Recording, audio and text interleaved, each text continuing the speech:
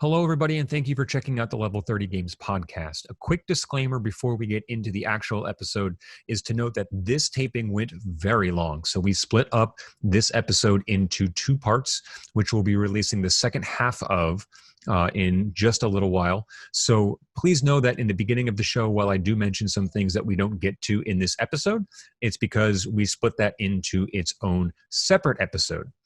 That being said, the Game of the Decade topic will be in part 2, so look forward to that. It's a doozy, but well worth your time. That's all for now. Enjoy the show. Hello, everybody, and welcome to the Level 30 Games podcast. My name is Tom, and I'm joined here today by some lovely folks who are going to go on a ride with us as we take a tour through the years and talk about our games of the year, our games the decade, and of course, what's going on in the news today being shortly thereafter the Game Awards. So we got some things to talk about there. So I would like to welcome to our show today, Joseph. Hey, everyone. How are we doing today, Joe? Doing okay, just waiting to start an hour late. That's right. And speaking of starting an hour late, the person to thank for that also joining us today is Kevin. Kevin, what's going on, my man? I feel personally attacked, and it's okay. You have been personally I'm a person who also was worried about the schedule, and I'm the reason we were starting late. Well, these things happen as they happen in a world where anything could happen. But on the plus side, 2021 is all right around the corner. We're hoping that spells good things for us as, I'll just say humanity, but it goes, right? And for those of you listening, please know that just because the calendar moves over doesn't mean that we don't have things to worry about or things to fix or people to care for and consider. So hopefully the start of next year for everyone is starting on the right foot. Let's just go with that and are looking up. So thank you guys for taking the time to join me today. I lied about that rundown. Today, we're actually going to be doing a collective watch of Love Actually, the greatest holiday movie of all time. And we'll be doing a Mystery Science Theater 3000 voiceover on top of that. So I hope you're ready. Does that sound good for you guys? Seeing as I've never seen the movie yet, I'm excited. Hey, Joe, you're in for a treat. Swept off your feet in more ways than one. No, I'm just kidding. We're not going to be doing that at all. In fact, I did want to start our show today by talking about some stuff in the news, but primarily, a quick look back at the Game Awards, which have been a yearly staple since 2014. So we've entered our 6th year of those. And sometimes bigger, sometimes better. I know we've got some thoughts on that as we were chatting pre-show, during, and after the awards ceremony. So I'm gonna jump down or run down a little bit. We'll get to some of the award winners and some of the big announcements there. But let's start with Kevin. Overall impressions of the show. What did you think this year? Overall, I was not expecting that Smash reveal to be the start of the show. But overall, it was okay. I wasn't there wasn't a lot in there that I was interested in. It was a cool show overall. I feel like it was better than last year or the year before. There was 1 or 2 years where it was kind of whatever. But the way they did it and with the current situation was good. But it was okay. I think next year I'm just going to not watch it and look at all the things that they tweet 5 minutes after all the reveals. I almost feel the same way in that I got to the end of this and was kind of rooting for it to just be over already, and have that same sentiment of, if this is what it's going to be, then yeah, I'll read the highlights tomorrow. Joe, what were your thoughts throughout that as a whole, the show as a whole? I feel like I had the same sentiments that everyone else did. I mean, me and you were talking about it, and I was talking about it with another group of friends, and we all were kind of thinking the same thing. What is this? What's going on? Why is this trailer running for so long? I personally, as someone who doesn't really like celebrities or personalities, I genuinely like Jeff Keighley's personality. I like him, so I think he does a good job with the show. I think his shoes were a very big highlight. He really does. He had a great outfit and then these bright shoes that were out there. So the show is kind of what it was in every other year. It's a bunch of reveals with some awards sprinkled in. I think there were less awards this year than previously. But I'm kind of giving it a little pass just because, I mean, a lot of games have come out, but this is a weird year for stuff. I don't know if we were really looking for some really big AAA titles, but there were a lot of trailers that kind of left me scratching my head, wondering why we were watching them for 5 straight minutes. So one of my issues with this on a fundamental level is that it's called the Game Awards, and man, did they just kind of gloss over the actual award portion. I mean, one, it seemed like there were fewer this year, Kevin. I think because they announced a good majority, not majority of them, but like some of the smaller awards pre-show. Yeah. And, you know, like I had to read on Twitter that Animal Crossing won Family Game of the Year because that wasn't apparently an important enough category to make the actual primetime slot. I think they did that last year too, where the pre-show had a bunch of the awards announced. And when they announced the awards, it's just like, oh, you know, best family game, Animal Crossing. And then they move on to something else, like a celebrity or something different. Yeah, and listen, I know the Academy Awards has been doing this as well, is that there are just way too many things to recognize. And that's of course a topic of conversation. A lot of the technical awards, they actually have their own kind of untelevised ceremony and awards show for that don't make the primetime cut. So I understand that element of it to some degree. I don't know if that makes it excusable, but for me this year, it really felt like the theme of the show was let's show people as much cool shit as possible to, you know, get some buzz around this. And then, yeah, we'll drop some awards along the way, but they never really seemed to be the priority or focus of the show.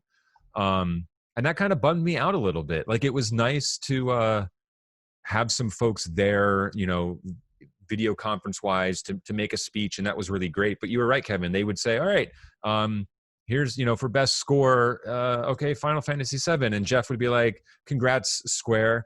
And then that would be it. Like, you know, we're not really recognizing the artists behind these games in a meaningful way. And I really think, to me, as someone who creates things, that just kind of degrades what we do even further. It's not about the process or the artist. It's about the final product. And in a culture, you know, referring to gaming, that is so surface level with most people, right? It's about, is this game good? Not even, is this game amazing or is it shit? Because there's very little middle ground, and people take a stance in either camp and get very defensive, but you know, they don't think about the art and the time and the people that go into making these things. And Joe, maybe to some degree, as someone who does their own music and stuff, you can kind of understand that perspective a little bit, right? Am I alone in this thinking? No. I think that it would be nice for them to recognize the people that they're kind of giving those awards to.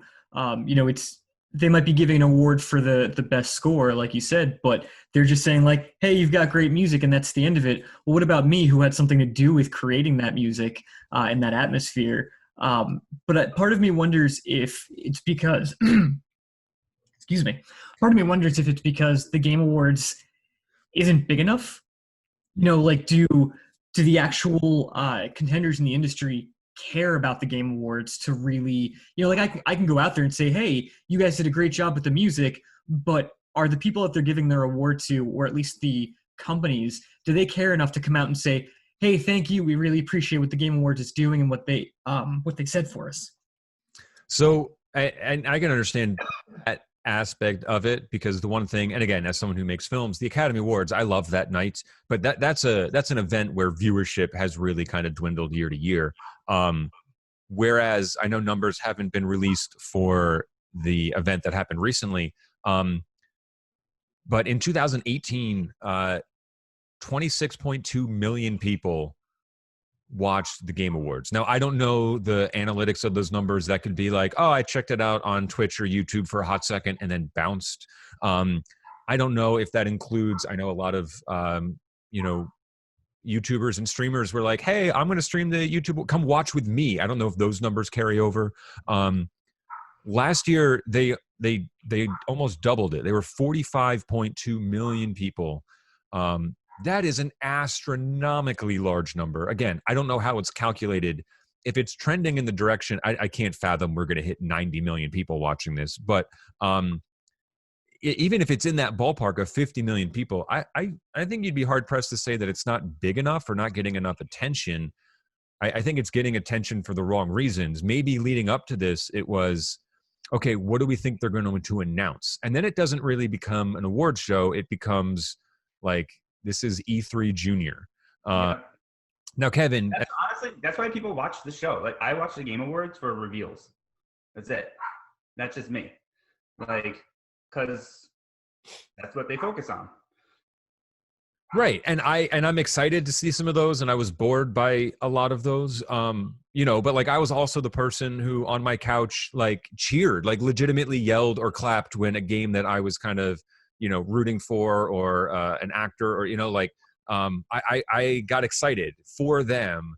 And to me, like that's more exciting and personal than, oh, here's a game trailer for a game that, Jesus couldn't even muster up a title yet. It's just like, it's in, and we'll get to some of these reveals, but I don't know. Like for me, at least, I will admit that there were more reveals this year than it felt like last year, and there were more things that for me were genuinely more interesting, especially in the beginning of the show. I think the show is very front loaded with stuff that I think were heavy hitters, and then as the show waned on, there wasn't really too much there. But is there anything like for 2021 that you would want to see changed that would make this a little bit more interesting or have more value to you? I mean, as far as value goes, I think that they're giving us the value in the sense that they're giving us the trailers and the new interesting stuff that people want to see. But if we want it to look more like an award show, I kind of wonder if they should go with like almost like the fake it till you make it approach, like pretend that this is twice the size of what it really is. Don't call it the Game Awards anymore. Call it the Gamies, call it the Yoshis, give them an award, like don't just give them like acknowledgement. Say you guys had a great soundtrack that the people picked was the best. Thank you. And that's it.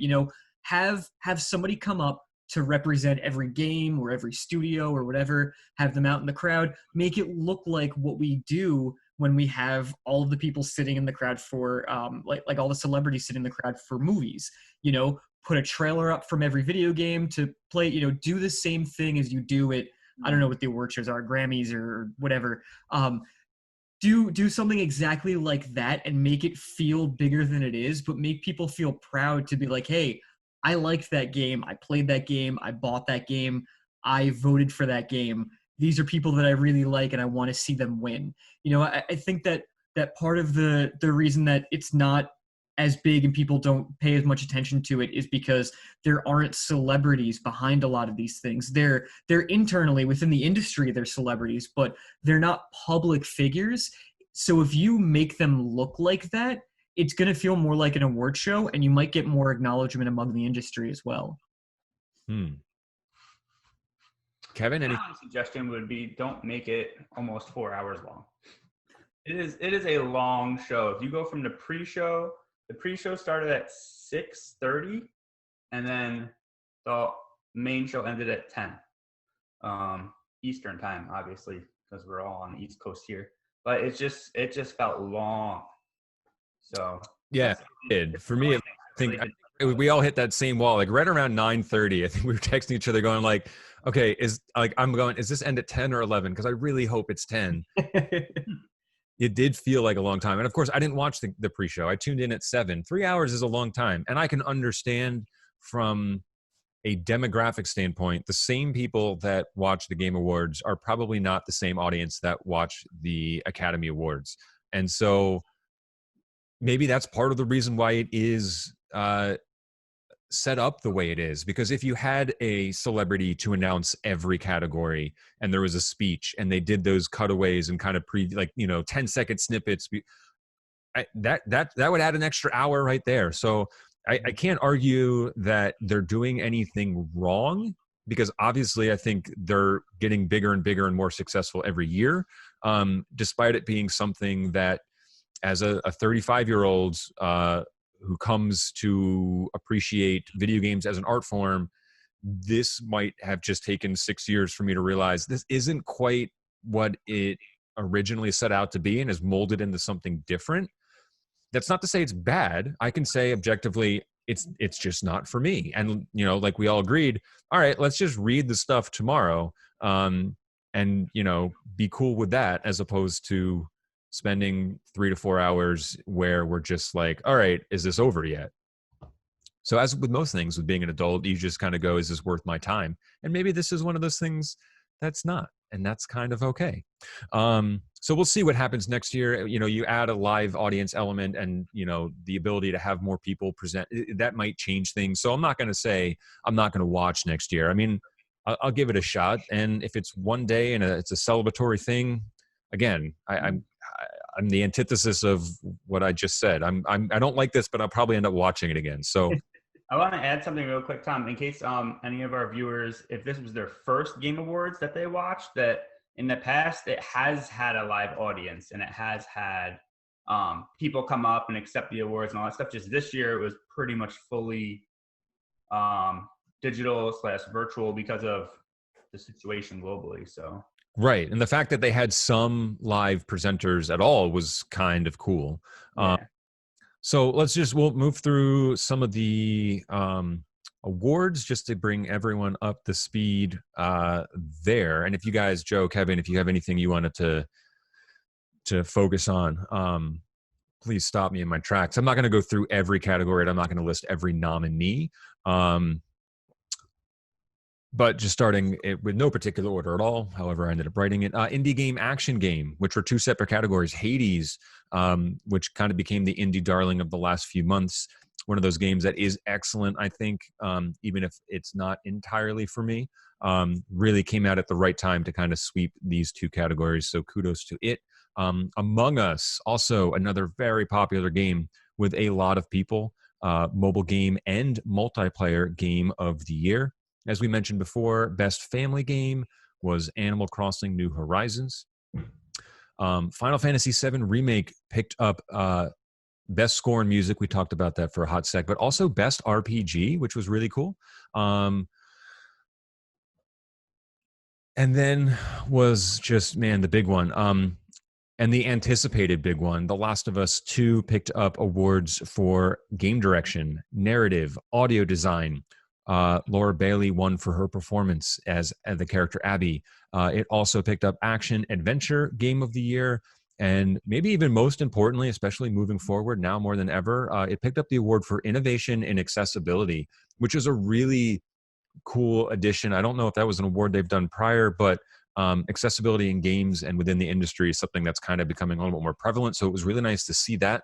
And just from the small amount of videos I've seen of people with disabilities playing this game, man, I know there's a prominent figure and I don't remember his name, but like watching him break down in tears over some of the options you have at the start of this game to tailor it to your, abilities was like heartwarming to see that. And so Kevin wants to know why I didn't mention Ghost of Tsushima at all. Who put that in? Didn't that win a couple of awards at this year? I know it was nominated for a lot. It won a few of the technical awards, but it was also it fell short in a lot of those categories. And I feel like, again, as someone who watches the Academy Awards, there's always that one that you can kind of go, oh, this has a fighting chance if it wasn't in the same category as something else. So I know it was up for Game of the Year, and it actually won the People's Choice or the People's Vote Game of the Year. But outside of that, it picked up Best Art Direction. And I think that was it. Like it was fairly snubbed in the other categories. But I think obviously the heavy hitter and critical darling this year was The Last of Us Part 2, which is someone who does a list every year. I can see why. So let's talk into were any of those was any of those games that won awards a surprise or shock to you? I like I was happy for the team who developed Among Us, because when they gave their 2 acceptance speeches, like the woman who spoke, like she was breaking down into tears of joy. Like it was a team of 4 people, and I'm not sure if they have a couple other people, but there was 4 people, and they just seemed like so genuinely um, happy that so many people enjoyed their game. Like that was one thing that stood out to me with this show. Right. Them. It was actually, I chuckled a little bit. You can tell they were so blindsided by it that when they won their second award, she might have been so, but she read the same speech that she wrote before. Like it was almost verbatim, because I don't think they expected that. And I think that made it so much more genuine and heartfelt in that moment. So yeah, that was really cool to see. Joe, anything jump out to you? I mean, nothing was really a big surprise. It was. I'm not surprised that Among Us won, even multiple times, just because that game kind of blew up in the last couple months. Which it's funny because the game itself is so simple. But playing it with other people and playing with people that is kind of what like brings the fun. Because I mean, it's like playing Mario Kart or Mario Party, any of those games. Like you're just yelling at each other over stupid things, and like you don't even know if the other people were mad. Like I was playing personally with a group of friends who I don't know all, like we're all like friends by proxy. So we were all like, oh, it's this one specific person, and she's like, nope, screw you guys, it's not me. If you want to just screw yourselves out of a win, go for it, vote me out. And we voted her out, and she wasn't lying, like it wasn't her. So it's like it's a fun game that's made up by the people who are playing it.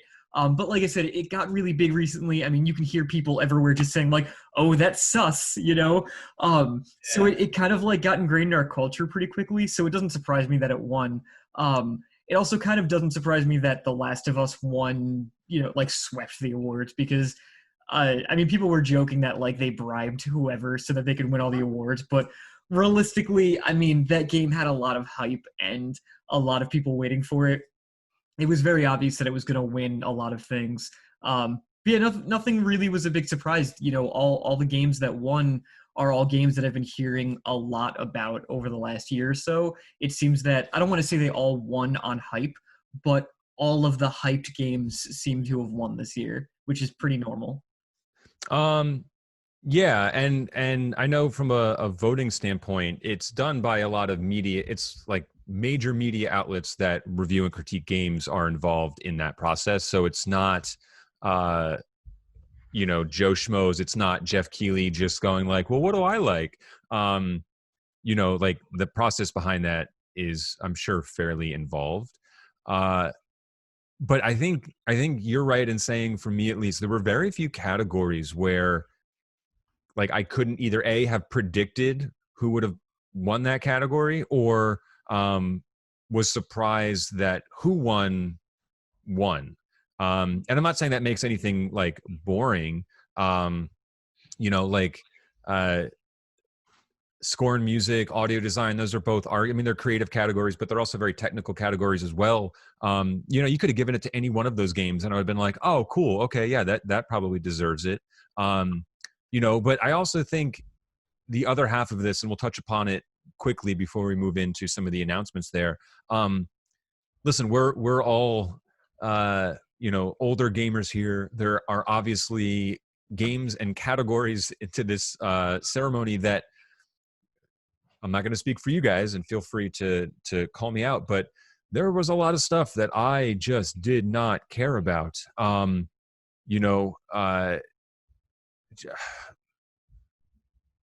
Content creator of the year, esports athlete, sports coach. And I'm not trying to belittle those things. Like I was actually surprised mentioning content creator of the year, because normally that's a list filled of people or, handles that I have never heard of. So it's certainly like the old man yells at cloud category. I've been following Alana Pierce for a long time, so I was actually surprised to see her name pop up there as someone I recognize. I don't know anything about the winner, Valkyrie. I couldn't tell you anything about him, but they won, and I guess that's cool. That does nothing for me. So some of these categories are obviously kind of skewing towards a younger demographic. but nothing that really like jumped out as, oh, that should have won this category. I guess my only surprise, truthfully, was Tony Hawk winning Best Sports Game, mainly because it's a remake of a game that came out decades ago. And I was like, oh, okay, cool. But in retrospect, I think that actually speaks more to a lack of innovation in some of the more modern sports titles, because they're pretty damn good. There's only so much you can do, with football or American football that kind of mixes it up year to year and becomes exciting. So maybe in that regard, it was a clear favorite because of just, it was nice to see something different there. I think that's where Tony Hawk kind of like the Tony Hawk games kind of I guess made it a good choice, where like all these sports games are typically just digital professional sports, like they're very realistic. What they're billed as simulated sports. Yeah, but Tony Hawk is a little bit fantasy, I guess. Like, I mean, you can't make jumps like that in real life. I mean, I can play Tony Hawk and just go up one side of a ramp and do a 900, come down and go up the other side and do a 900 again. Like I would skateboard over that helicopter and send the helicopter up into the air in the hangar. Like it gave them a lot of room to like breathe and really do some cool things with the game, as opposed to a soccer game where you're playing soccer or you're not. Yes, fantasy. I was going to say, I think we would call that arcadey, or like a little more of an arcade variant. Fantasy Tony Hawk would be like Tony Hawk skating up Mordor and like over and I don't know, the giant eye. I don't even know his name. I didn't mean fantasy as a genre. I just meant like typically non-fiction. Fiction. Yeah. So, again, there wasn't any major surprises. Game of the year, probably for me, had the biggest kind of like, I really feel like it's anybody's game, with the exception of maybe, I don't think Doom Eternal stood a chance. I don't think Animal Crossing really stood a chance on outside of, hey, this was a perfect year for this game to come out. And I think everyone acknowledges that and says we need this. But it doesn't elevate its status from a gameplay standpoint. Talk about really quick, Tom, because you in our group chat you mentioned this and it made me laugh so much when the orchestra was playing the music and they were showing the footage of all the games and the titles, like that build up, and then the music got like more and more hyped, and then it got to Animal Crossing. Like it was just so funny. Yes. Okay. So that was the most tense and exciting moment of the night. They did this medley of scores from all the game of the year nominees. And for whatever reason, listen, I'm not a musician. Maybe Joe can speak to this. You got games like The Last of Us and Ghost of Tsushima, which have a really unique soundtrack, but are also very quiet. You have Doom and Final Fantasy Remake and Hades, which have like just bawling epic but like heavy grungy kind of music, and all of that built up to they're going to end this medley with Animal Crossing, which is like cute and fluffy little thing. And I acknowledge this. I'm like, oh, please tell me they're not saving Animal Crossing to the end. And they did, and it was awesome. I'm getting goosebumps thinking about it. If you can find that like 2-minute clip online, it is well worth your time, especially if you're familiar with the musical scores of these games, because it was just so freaking cool. Yeah. All right. So for you folks, and we'll start with Kevin, because I think you already tipped your hat, but what was for you the biggest announcement of the night, and why? That Smash reveal at the start of the actual award show, like I was shocked that they started with that. I thought that would be something they saved to like mid to late show, but they played that, and I'm sitting there on the edge of my seat as a huge Smash Brothers fan, and I'm like, who's it gonna be? Who's it gonna be? And the fact that it was Sephiroth, I was just like, what? Like I was like so excited. I was getting text messages from like a whole bunch of friends, and like everybody was freaking out of how awesome that reveal was and how excited they were just that he's in the game. The last couple of days, like my cousin's a really big Final Fantasy VII fan, and he has just been like flipping out that Sephiroth is in the game. I personally have never played Final Fantasy VII, but I like I grew up like when Joe, I know I have it on my Switch. It's there for me to play one day when I have actual time. Because when I start that, it's gonna be all in. But like I know, yeah. See, I won't buy the remake until it's fully on one disc. I don't like episodic stuff. I have strong opinions against that. That's fair. So that whole reveal, like the video is amazing. I think I watched it at least 10 times on YouTube since that video has gone up. I'll look at my Switch and show you it downloaded. I'm not going to get my Switch right now. But that whole reveal was awesome. A lot of people hyped. And the biggest thing about it was that almost everything I've seen as far as speculation for fighters, like he was not mentioned at all.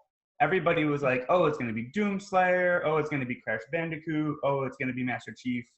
And then a couple other people were like, Sephiroth was on nobody's radar. Maybe just like a few people mentioned him. So like that for me was even more exciting because it came out of nowhere. Yeah, I was trying to guess, of course, right? When the cinematic starts and you're like, okay, let's look for hints, let's look for clues. And the thing I didn't think about till the end was normally Nintendo's pretty cool with just like, all right, we're going to introduce this character. And they tend to, sometimes at least, change the art style of the trailer to kind of match maybe a character that's being introduced or the setting or location. And this obviously had a very mature kind of, high graphic fidelity, very, like it makes sense in retrospect that they added this character. I took a shot in the dark, screaming at the TV in the middle. When the World of Light little bird thingy, What, a bird thingy? well, I don't know what the hell. It looks like it has wings. I don't know. Oh, Galeem. Oh my gosh, you haven't even played World of Light, have you? Like at one point there was like a small circle that appeared and it started to look like it was glowing orange. And my thought was like, oh, they're bringing Goku into this. Like that's what I thought it was going to be. And then it was something very different. So they're never bringing Goku into Smash Brothers. I'm going to go on record to say that right now. It's not happening.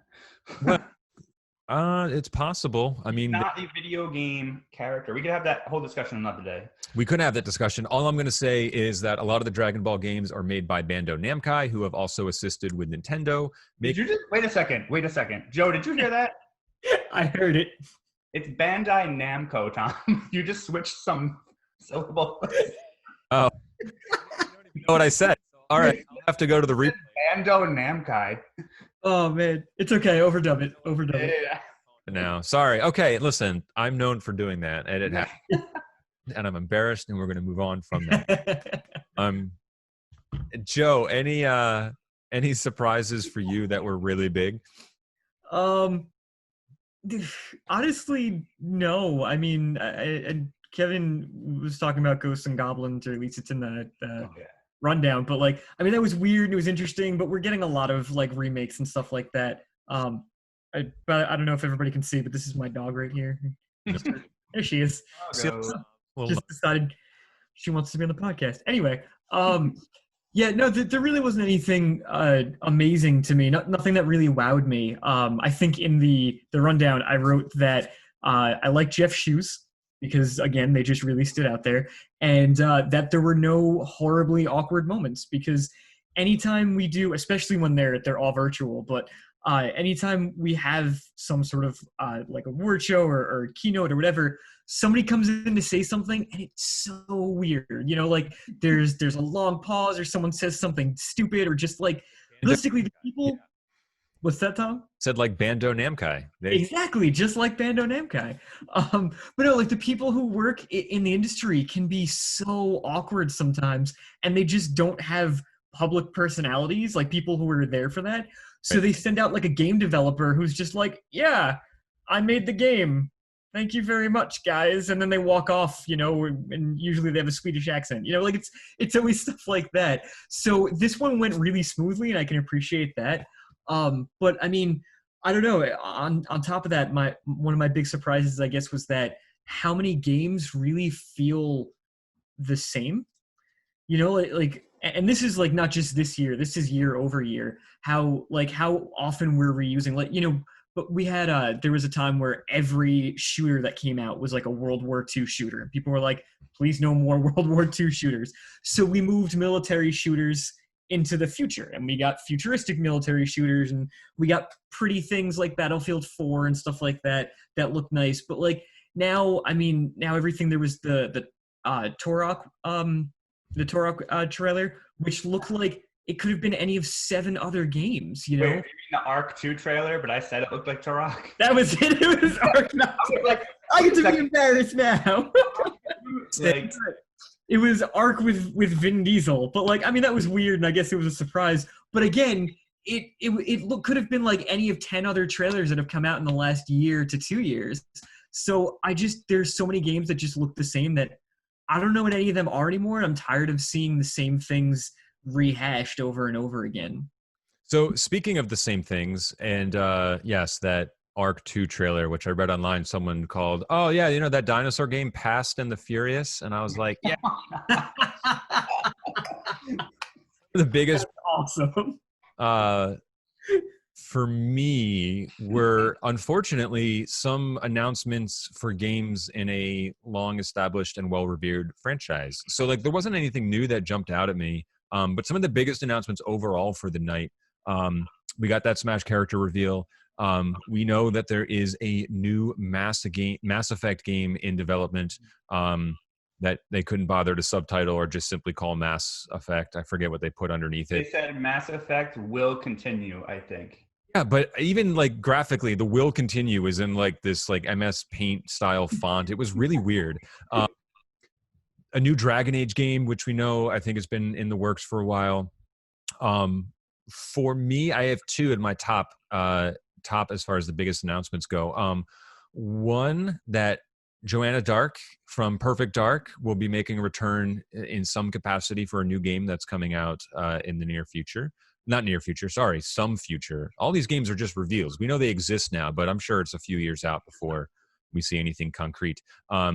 That was really exciting. And, you know, Kevin pointed out, even in the middle of that trailer, there were 1 or 2 things that caught our eye and kind of said, wait a minute, why have I seen this before? And that ended up being Perfect Dark. And then I think, not to cut you off real quick, Tom, but like on that footage for that reveal of Perfect Dark, when it panned over the roof of that one building, there was that logo.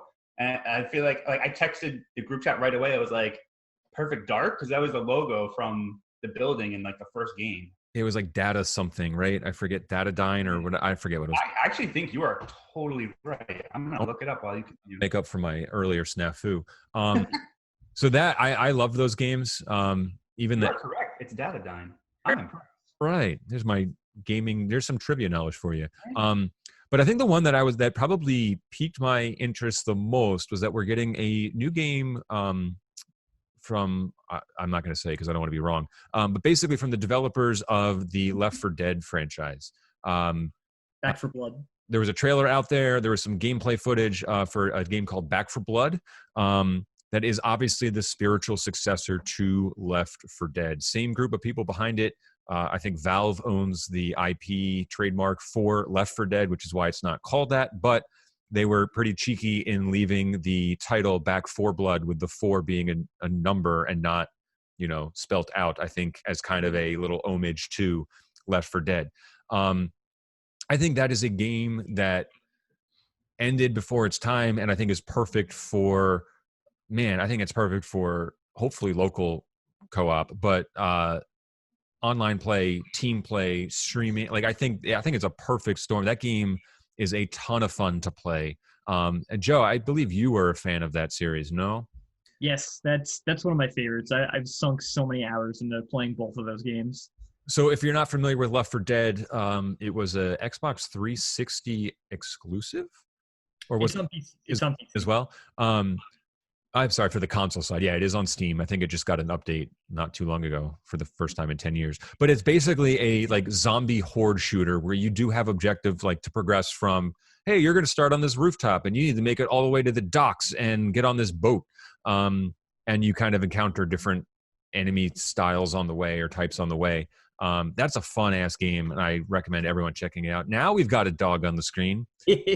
Sorry, audio listeners, you don't get to see the cuteness that is. Well, hopefully Cassie will be joining us for the rest of the show. Kevin, you have some Halo-esque things to mention about as far as announcements go. Yeah, just really quick. When they did the Fortnite reveals, it was cool that they revealed Master Chief was coming. I personally I don't play Fortnite, but I know a lot of people do. It's a huge game. That was a cool little reveal. But what I liked even more was when they transferred to the red versus blue skit. As somebody who remembered that from back in, I don't even remember when that started, but I was in high school. Yeah, so it was a long time ago. Yeah. But I thought that was a cool little touch that they partnered up with them and made that little skit to like tie in some other reveals of like that one Halo map. I forget the name; it escapes me. It's something Gulch, I think. Yeah, and Ninja, who was the character in it as well, which just made me feel even older because here's this guy that gets paid like millions of dollars to be this video game player, and he can't even like he doesn't even remember the original name of that map, which is Blood Gulch. And I was like yelling at the TV, "You idiot! Know your history." Yeah, but that may have been part of the skit. I don't know, but like it was just a cool thing for especially people that grew up with Halo and stuff. So it was neat to see that. Which was me. It's the reason why I own an Xbox or have owned any Xboxes for Halo. So, needless to say, when Infinite comes out, I will be an Xbox Series X owner. Okay, that's going to wrap up our section on the Game Awards. I feel like that went a lot longer than I had intended, but I wanted to move in talking next about what we would consider our games of the year, which could be a tough category depending on how much you've played this year. As always, I try and play everything, and it's hard to as a multi-console owner, which is I'm not going to get into that. It's a separate thing. I'm getting on a tangent myself. So we put a video out on the channel of the top 5, and obviously that stems from my opinion, but we're here with Kevin and Joe, and I'm really hoping that you guys can add something that maybe we haven't talked about yet. Kevin, what did you play this year that really stood out to you, and you would kind of stand behind? Hey, this is my 2020 game of the year. Okay. I will preface this as saying that I currently am not a multi-console gamer. My playtime has diminished immensely due to many factors, so I haven't had time to play a lot of games. But for me personally, my game of the year, as far as what came out this year, is Hyrule Warriors: Age of Calamity. I am a very, very big Legend of Zelda fan, and the reveal of that game, which came out of nowhere, was awesome. And the parts that I've played so far, I'm just extremely enjoying the game. And it is the first Warriors style or Muso game that I have ever played. And I'm just enjoying it a lot, especially with, the story of the game and the gameplay. It's just, I'm having a lot of fun with it, and it's pretty awesome. Yeah, I didn't sink my teeth into that enough before I did my Game of the Year video. So that might be on the cusp of bleeding into next year. I'm enjoying it way more than I thought I would. I agree with you. Yeah, it was a surprise game with more depth than I would have given it credit for. Joseph? I honestly didn't play a lot of like new games that came out this year. You know, Borderlands and Metal Gear Solid and nothing else? Yeah, a lot of. No, I honestly through like that group of friends that I was talking about with Among Us, we had just started like a group chat kind of recently, so I've been playing a lot of like not older games but slightly older games that we could all play as a group. So we've been playing a lot of Borderlands, we've been playing Among Us. I was telling you guys before that they had just gotten me into the Final Fantasy MMO, so I've been playing a lot more stuff like that. That said, I mean, I played. Good job. I finally, put down the money for it, and that was kind of cute. And that was, did that even come out this year? I think it came out this year. I think it was in. I forget when that ccame out officially. Well, it was cute nonetheless. It was a fun game. That said, at the beginning of this year, I got Doom Eternal when it came out, and Doom Eternal was very, very good. Some other stuff, like I started playing other games, and I'm pretty sure I'm at like the final boss, so I haven't completed it yet, but I put almost the entire, played through almost the entirety of the game, and it's a game that really knew how to evolve, but also like play to its strengths. I personally prefer Doom 2016, but I think Doom Eternal is actually a better game overall because, like I said, it evolved on what it was good at. It also knows that Doom itself is a little it doesn't take itself too seriously. You know, like it knows it's a little bit silly. It knows that its fans like a little bit of silliness to it. So the gore it gets out of hand. It goes over the top because it knows that that's what it's supposed to do. It was a very well done game. I have not played the DLC for it yet, but the game itself was very well done. It was fun to play. Also, you had mentioned before, this isn't its own standalone game, but the update to Left 4 Dead was really good. It was a lot of fun. It was worth, putting any amount of time into. So that was enjoyable too. Okay. Yeah, Doom's on my list. I did not play it this year. I know it's been on sale a lot recently for like $30, which is like, okay, that seems like a good price, even though I got a stack of games here that I haven't gotten to since they were bought in November, but that's how it goes the end of the year. Well, cool. Thanks for sharing those, guys.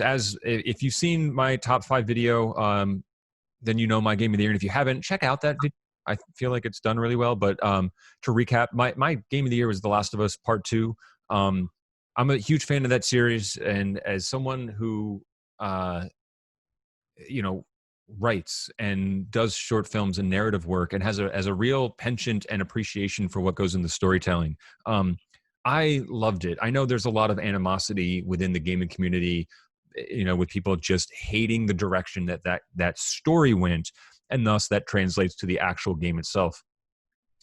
The game is fantastic. It's one of those games where I've already started replaying it. When I get a PS5, I will play through it a third time because it'll look a little bit nicer. And not that it didn't look bad. It was stunningly gorgeous. And I lost my train of thought. There we go. So I got to, that's a game. That's one of those games where I wish that I can erase my memory and experience it for the first time every time I play it. And obviously that will never be able to happen. And if they come out with a part 3, man, I'm sure it's going to be something special because, credit to the writer, Neil Druckmann. He knows what he's doing there. And I think the risks that he took with that story paid off for me in a really awesome and meaningful way. I go into more depth with it in my video, so I'm not going to rehash all that. But that was obviously my top choice. All right, everybody, thank you for watching part 1 of our podcast. This became so big, we opted to split it into 2 parts. So I hope you all stay tuned for that next. We'll be going through our games of the year by year, for the last 10 years, and then having a nice heated discussion and debate on what we will consider the game of the decade. So I'm really looking forward to doing all of that with Kevin and Joe in part 2. Stay tuned for that. Kevin and Joe, thank you for being here today. Hope you guys enjoy the rest of your evening and week. And we'll see everybody in the second half of this episode. Thank you for listening to part 1, and hope you're excited for part 2 coming soon. See ya.